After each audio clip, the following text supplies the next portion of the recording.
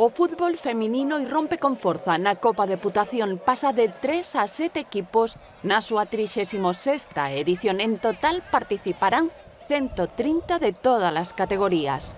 Quero mostrar o noso agradecemento á Diputación Provincial por ese esforzo e ese compromiso que ten co fútbol da provincia.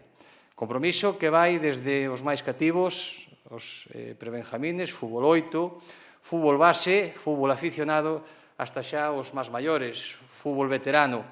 E, como non, o fútbol femenino, que nesta edición, pois, penso que vamos a batir un récord. O torneo percorrerá de maio a xuño todos os campos de fútbol da provincia. A importancia do deporte na xuventude e como deportista que fui, pois, parece que é fundamental para a sociedade e creo que o apoio deste goberno para o deporte está aí nas dúas ramas, a nivel de infraestructura e a nivel de eventos. A petición dos clubs, a Deputación asume os custes de arbitraxe e desprazamento. Chegamos este ano a cotas que rondan a inclusión dos 4 equipos e facendo efectiva esa igualdade, porque, como tamén decía o presidente, unha cousa é apoiala e outra facela realidade, pois levaremos unha consignación inicial de en torno aos 110.000 euros, co cal o investimento en deporte, neste caso no fútbol e na Copa Diputación, pois se ve incrementado un ano máis.